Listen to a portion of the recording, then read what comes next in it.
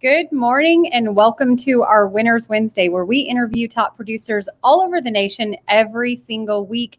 If you have been following us, then I'm sure you have seen Miss Jaybee Hawkins all the way from Tulsa, Oklahoma. Good morning. Hi, guys. Hi, Micah.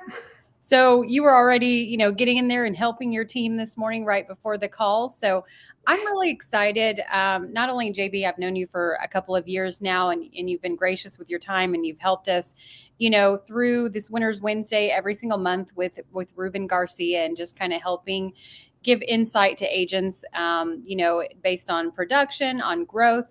Well, today's topic, we're going to be talking about how to attract top talent to your team.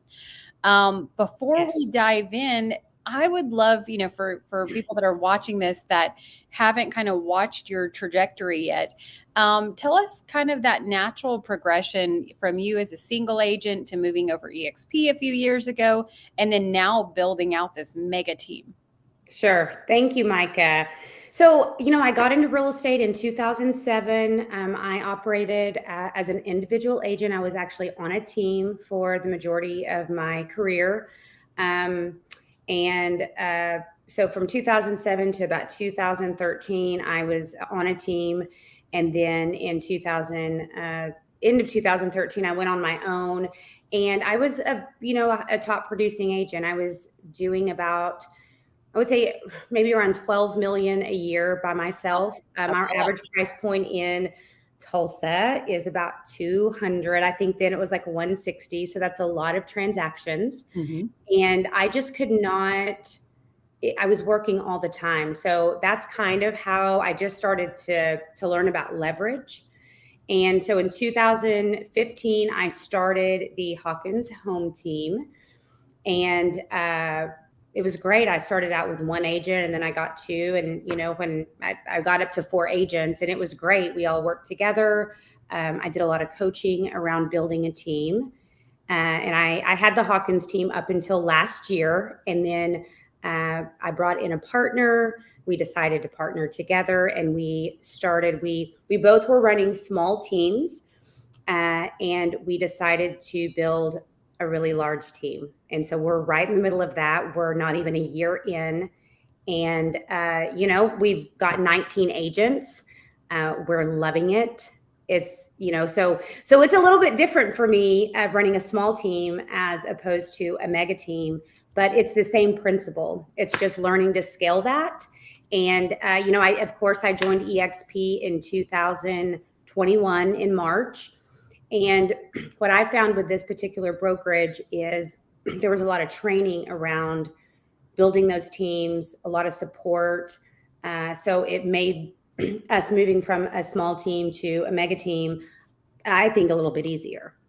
Right. No, absolutely. And, I've been blessed to see your growth. And, as we've talked, I know some of your future goals. So I absolutely can't wait. So let's talk about, and I want to talk about the compensation model first. We're just going to kind of dive into the numbers, because a lot of people don't understand how, what's the benefit to being on a team? What's the benefit to running a team? Now, when I mention compensation model, you don't have to give the exact splits or any financial details, Sure. but just, kind of from a standard level, what does that look like, and why is that considered leverage? And then what's the benefit to the team members? Well, so there is, obviously there is a split to when you're on a team, whether it's a small team or a large team, there is going to be a split. What we really value, Katie and I, Katie Halloran is my business partner, and what we really value in bringing to our agents is we bring them a lot of coaching. We spend a lot of our time coaching on conversion. We're providing a lot of leads. We've got several different sources of different lead avenues. And we have this really good positive environment. I think that is so important. Before I started a team, that was something that was really important to me on being on a team. I like the camaraderie. It's like the competition, but it's a friendly competition. Iron sharpens iron. And so I think there's something to be said about being in a room full of people who, have these big goals and want to do things. So, I mean, I don't know if that answers your question, but there is a split, but we offer a TC on our team. We offer weekly training. We're able to leverage our listings through. There's just power in numbers. So, I think that's extremely important. Sure. No, I couldn't agree more. And, a lot of agents, including myself, we all need some level of accountability. So I think that's something that definitely can be had with the team and the benefits of the systems and the support of a team. Yes. So you mentioned something that I want to highlight here about the positive environment. So you have 19 team members, 19 different personalities, right? 19 Yes. different levels of success. Yes. How do you maintain a collaborative and positive environment with that many agents? And I know that you guys have only just begun. Yes. Well, the first thing I think you have to do as a team leader is you have to have a vetting process. So that's kind of where we start. We vet the agents that come on our team. We don't really put up with any gossip or anything like that. It's very important that we are a team. We win as a team, we lose as a team. You've got to have your team members back. And so I would say that we vet the agents first, and then we create, every quarter we do a team event. At the end of the year, we do a big retreat with our team. Right now, we've got a goal. There's a production goal that if whoever hits it, we're all going on a cruise together. I love it. So that really creates, I feel like, camaraderie. What I love about the collective the most is we've got so many good agents and they just support each other. Yes, Katie and I are the team leaders and they can always come to us. But what's really cool is we've created an environment where they can depend on each other as well. And I see friendships being formed, and that is one of the coolest parts about bringing 19 people together. Um, The so collective for the greater yeah, good, right? yeah, exactly. So you mentioned a vetting process, but we're going to talk about a little bit, how do you attract the top talent? So how are you getting them to walk in the door to see the value of the team and really kind of give them that projection of a growth plan for them as individuals, not just on the team? Sure. So we really dig into, what their background is, what their goals are. We do look at their past production, but we've also brought in a lot of newer agents. I always tell this, and Katie and I say this almost every week to our team. We can teach you the skill. We can teach you the training. We can teach you how to convert. We can give you the leads. We can provide all the things. The one thing that we cannot do is make an agent want it. We can't. They've got to be disciplined and they've got to want it for themselves. So, when we're initially talking to an agent, we get really clear on their goals. Real estate for me and in my career, and for we have this conversation all the time. This is just a vehicle, and we really want people to go live big, beautiful lives, and we want to provide them a way to do that. But you have to get really clear on what they want, and then help them get there throughout their journey. Sure. And so how were you able to initially bring those 19 agents in over the course of a year? Is it word of mouth? Are you running any kind of ads? I mean, how are they even finding out about the collective to be able to have that initial interview? Sure. So we are just really posting on social media. I wouldn't say we've not done any like paid ads or anything, but Katie and I have a pretty good presence on social media. Mhm. So it's been through that avenue, and then also just word of mouth. I think, and also we ask our agents, hey, if you've done a deal with an agent that you really like and they were really awesome, if you think they would be a good fit on our team, let us know. We'd love to talk to them. So that's how we've gotten some agents. A lot of agents, we are pretty present on social media. So a lot of those agents that are on our team now just reached out to us. And so, I mean, that's how we've grown. And we've grown. In April, we were at 8 agents. So we've had quite a bit of growth just this, now into 2024, but in a few months. That's awesome. So basically, referrals and your reputation stand true. Yes. So now talking about kind of the collective and branding and marketing. So I know one of the challenges for agents being on the team is I want to brand myself. How does that, as individuals, how does that help them grow being a part of the collective Yes. as individual agents as well? Well, we encourage them. Yes, they are part of the collective and they're part of EXP, but I'm a big believer that you must brand who you are. So we leave it very open. We want you to brand yourself, and we want them to be all over social media. Both Katie and I have spent the majority of our careers. Well, when I got into real estate, social media really wasn't a thing. That's how old I am. But when it started becoming a big thing, I mean, both of us have leveraged Facebook, especially, and Instagram. Katie's better at Instagram than I am, but we have really leveraged social media for our business. What's that saying? People can't do business with a secret agent, so you just got to Right. put yourself out there. So we had a pretty big presence on social media before, and I've gotten a lot of business from that. And so Katie's amazing at that. So we really encourage our agents to have a good social presence, whether it's in a day in the life of, or posting your clients, or hey, this is what an inspection looks like, and do a quick video. A lot of consumers don't know that if they've not bought a house, they don't know what the process looks like. So I think it's our job to kind of educate the consumer, and at the same time, you're really nailing down your brand. No, I couldn't agree more, and I think that's so incredibly important. And just like you guys, I've built my business on social media. So when Yes. agents are like, "Oh, I'm not on social media," I'm like, it's a must-have. It's not A a want." blessing and a curse. It is kind of like a full-time job sometimes, on top of your real estate, but it is so important to do it. It's just, you got to do it. Right. And I like that you said don't be a secret agent. I say that all the time. It's, if you utilize social media correctly, then it can really allow you to be a three-dimensional figure. People can get to know you, your personal life, your business, your professional life, and just really build that rapport and that trust and that relationship sometimes before you even know the potential client or potential agent joining your team. Yes. So now, I mean, you guys have had a great success with retention. So how are you kind of giving recognition to your agents? How do you give constructive feedback without them getting upset?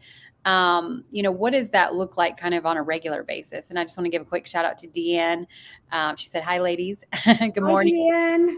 Deanne's one of our awesome team members. Her and Jordan, her partner, they are amazing, and we love you. um, so, okay, ask me the question one more time. Sure, no problem. Very I got distracted. side. We all have a little ADHD in us, don't we? Yeah, true. No, I'm joking. So, in terms of retention, so we talked about Yes. how to attract agents, how to support the agents, but now retaining them, being able to give them the necessary criticism and feedback to be able to grow, but then also the necessary recognition that we all want as human beings. Yes. So I think that starts with knowing their goals. Like, nobody cares about my goals or Katie's goals or another team member's goals. So we start with their goals. And when we start to see the production slip, or when we start to see, okay, hey, are you getting in your calls? Are you doing all the things we talk about? And they're not getting the results, we just redirect them right back to their goal. So I think that's very important. And so every November we spend time setting our goals. Katie and I are very in tune with where they want to be in the next year. And yes, it's important to set business goals, but I believe it's more important to set personal goals. Right. So we drive them back to those goals every time. We every Tuesday meeting, or every Tuesday we have a team meeting, and if you got a client in contract that week, we turn up the music and we ring the bell. And I'm sure everybody's seen those videos on our story. It's I know I so have. silly, but it gets our energy up, and we really want to be able to recognize and the agents that are out doing all the things that agents do. This job is not easy. So it's definitely something to be celebrated. And then lastly, we focus a lot of time on just, I feel like as a leader, you really have to lead with love, and you have to know where your agents are, kind of what's going on. And so we talk often to all of our agents, hey, what's going on? How can we help? And then once a month, we have a one-on-one with them to, again, revisit their goals. Hey, this is where you said you wanted to be. You're killing it. You're actually exceeding what you wanted to do, or hey, you're a little bit short. How can we help you stay on track? I love that. And I love the fact that you mentioned, because a lot of times when we think about goals, we just think of, professional goals. I want to sell 100 homes this year. I want to sell 50. I want to sell 10, whatever it is, right?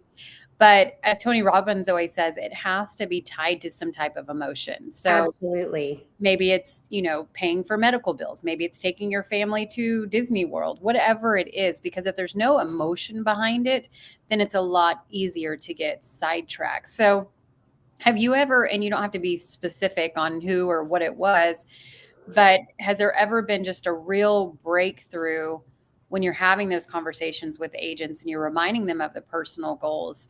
Is there any kind of, I know I'm putting you on the spot a little bit, but is there a certain circumstance that just kind of comes to mind? Yes, there's a couple. There's one with one agent in particular. I won't call her out, but Sure. No, we don't want to call anybody out. Yeah. So she came to me. She had been in real estate for maybe a year, and she had sold a couple houses. And she wanted to be on a team.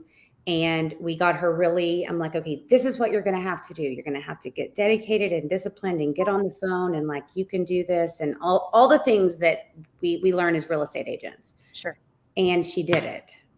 And before you know it, and we're talking within, I think she joined my team in September, and this was maybe by February, she was writing $1 million a month.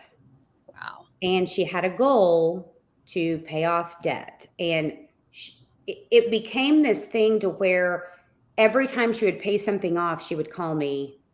And she would be like, oh my gosh, like this. So I got to go through that journey with her. That's awesome.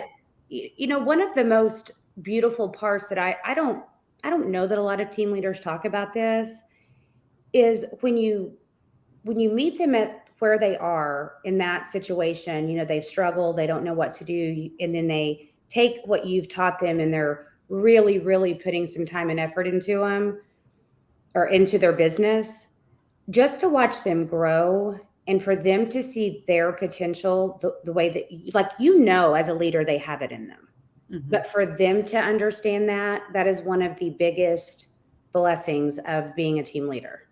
So I've got many stories like that, but that's probably one of my favorite ones. No, I love it. And I couldn't agree more. That's one of the things with even, our organization of agents that I always say, it's not about the revenue share anymore just for us. It's about seeing other people and their growth and achieve their goals and earning stock and earning revenue share, and then taking that revenue share and buying rental properties, or like you, a storage complex, like just being along that journey and seeing them put in the work and then really achieve their goals, I think is probably the biggest reward you can get as a leader. Yeah. And we are all so capable, so much more capable than I think some of us think. Yes, this business is difficult, but if you're willing to put in the work and really, focus your time and do the things, this business is first of all, it's extremely rewarding on helping clients. You got to think, when somebody's buying a house, that is typically like a huge goal in their life, and to walk somebody to that. But then on the flip side of it, I've seen it change. It's changed my life. It's changed the way that I live my life. And I just think we're also much more capable of what we give ourselves credit for.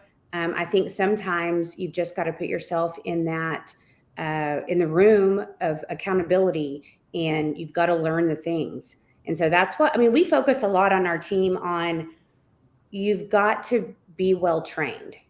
Like this business is pretty hard. You've got to be trained. You've got to know how to talk to people and how to, do all those things. Yeah, and I think, like you said, you've got to be in the rooms around the people that have gone where you want to go. Right. And I've always said this: if you're a top team, or you're a top producer, or you're a big investor, whatever you are, and you're the one that everybody's always coming to with questions, you need to figure out, who can I learn from to take things to that next level. I think that's one of the reasons, many Yes. reasons, why Hamudi and I relocated to Puerto Rico. It's like, I wanted to be around the giants. I wanted to be around the people that have gone where I want to go. So now I can, in turn, as a leader, take that back to our agents. So Yes. I think that's incredibly important. Last question here: what advice do you have for somebody? Maybe they're a single agent, they're considering jumping in and starting a team. They don't know where to get started. They don't know how to basically recruit agents to the team. What piece of advice would you have for them? Well, I would, first of all, would tell them, don't do what I did initially. I learned a lot of lessons and it cost me a lot of money. Get a coach. This is not easy. Starting a team is not just about, oh, you have a team name and you've got some marketing and, you know, voila, you're a team. I would get a coach. I would get somebody who has been there, who can say to you, even at, Katie and I have not, we've run our standard teams, we've run our smaller teams. We are in the process of looking for a coach because we want to just get ideas and sound advice from somebody who's been there. Mhm. So I would really get a coach. I would really talk to other team leaders at the very least about, because I could probably write a book on what not to do, what I did back in 2015. And that's just the truth. I've learned so many lessons about what not to do. And then I got a coach, and then here we go. So I would, at the very least, I would talk to other team leaders, and I would pick their brain. Really do your research on running a team, because it's fun, but it's not as easy as a lot of people make it out to be. Sure. No. And you mentioned the very, very beginning of this about being in the fastest vehicle. And if you can learn from other people's mistakes and not duplicate those mistakes, then you're going to get from A to Z a lot faster. So, Yes. as a matter of fact, I'm doing a training with John Cheplack right now, a 5-week course, and I know you are as well. Yeah. And one of the things that he talked about last week was not duplicating the mistakes, learning from it, making systems and processes, but also not just relying on technology. We are in a digital age Yes. for means of just leverage, that it's still a people business. And I think, there was a lot of things that I started to reevaluate in my business Same. from those things. So, Yeah. You've well, got to get in a good room with people who, like, I don't ever take advice from somebody who's not where I want to go. So exactly. you've got to get in those rooms where you can have those conversations. And this is why I go to, I think I go to maybe 2 or 3 conferences a year where I can get in those rooms and ask those questions and be around these people who are doing it. So I would encourage any agent, whether you're wanting to start a team or not, to start like being intentional with getting in those rooms with the people who are where you want to be. Sure. And some of you may even think this is extreme, but one of the things Cheplack was saying was, if I'm going to hire somebody to help me, I want to see their P&L. And I know for me, I've always done that. I have people reach out to me. I'm a financial advisor. I'm this, and I'll sit down and be like, show me what you've done. And it's not from an arrogant standpoint, but it's from, you've got to show me you've done more than I've done so I can learn from you. That's right. And I know that can sound completely the opposite way of what I mean. I understand that. Yeah, for sure. Yeah. So great. Anything that we've missed? Any other kind of tidbits that you have, words of advice? I think that's it. I just, we talked about kind of what I would encourage anybody this year. I think we're in for a real surprise this year with our market. I can only speak to the market here in Tulsa, but we're seeing an increase in business, and just go work this year. Go be amazing. Go do all the things you want to do. Absolutely. And by the way, guys, just a few years ago, JB wouldn't even get on video. So here you go. Do something that you don't want to do. Look how she's like Oprah right now. So Oh, Micah, you're so sweet. I'm still like, it's gotten better. no, you're doing awesome. I'm proud of you. Well, great. Well, thank you so much, JB. I appreciate your time. I know that you're super busy and you were on calls with your team right before this. So I'll let you get back to it. And we definitely appreciate for agents, not just in Tulsa, but all over the world that want to learn from you, kind of see how they can join your extended organization. What are the best ways for them to reach out to you? Feel free to reach out to me on Facebook. It's Jaybee Hawkins, or Instagram. I'm Jaybee Hawkins. I'm easy to find. Just reach out to me. No matter, I'm happy to answer any questions anyone has. So thank you for having me, Micah. Thanks so much. Have a great rest of your week. Bye.